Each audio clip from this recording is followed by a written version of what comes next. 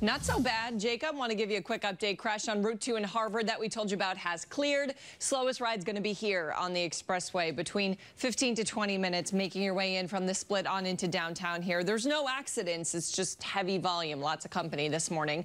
We do have a heads up for you as well. So the Fore River Bridge is scheduled to open this morning. It was scheduled to open around 6:30. It's apparently still that way. So you want to expect delays in both directions on Route 3A while this is open. Should be closing shortly, though, as you make your way down that way, Kate. All right, Brianna, thank you. New developments in the Breonna Taylor case overnight. And a serious crash involving 2 young kids in Groveland. Our top stories begin with that breaking news. Police say a 6-month-old and a 2-year-old were riding in the back seat when the driver hit a parked car on School Street. The driver was taken to the hospital in serious condition. Both kids were conscious and alert when help arrived. In fact, they left the scene with a family member. The cause of the crash is under investigation. Kentucky's Attorney General says he will comply with the judge's ruling and release the audio transcript of the grand jury recording in the Breonna Taylor case. The decision comes after a member of that grand jury requested that all transcripts and reports be made public. The AG had previously said he would not disclose any information presented to the grand jury because it would interfere with other investigations. The recording is expected to be released tomorrow. Boston police are searching for the man accused of assaulting a woman here in the public garden. This happened around 6 o'clock yesterday morning before the sun was up.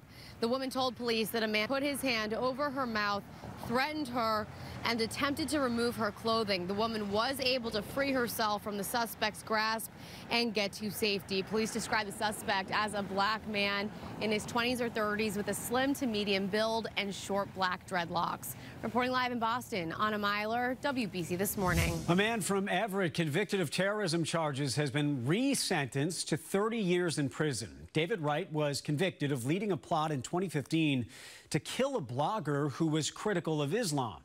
He was originally sentenced to 28 years in prison, but an appeals court overturned one of his convictions last year, forcing the resentencing.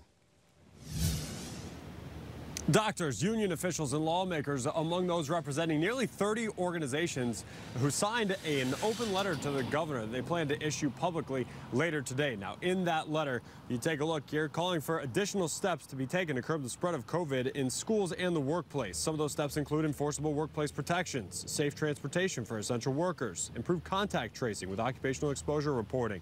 They argue economic pressures, risk of evictions, and fear of authorities drives infection rates and lack of access to health care in communities affected most by COVID. Live at the State House, Nick Giovanni, WBZ This Morning. Another pharmaceutical company is putting its coronavirus vaccine trial on hold. Inovio Pharmaceutical delayed its phase 2 and phase 3 trials because it has to respond to questions from the FDA over how it plans to administer the vaccine. The company says the pause is not due to any adverse reactions in volunteers. Once the questions are answered, the FDA will have 30 days to decide whether the trials can move forward. 150 million coronavirus tests from Abbott Laboratories being shipped to the states across country. Trump administration is urging governors to use the test to reopen schools. The test only takes 15 minutes and can be used outside of medical facilities, but some experts warn they are less accurate and they are harder to track. Hundreds of thousands of elementary school students are heading back to the classroom today in New York City.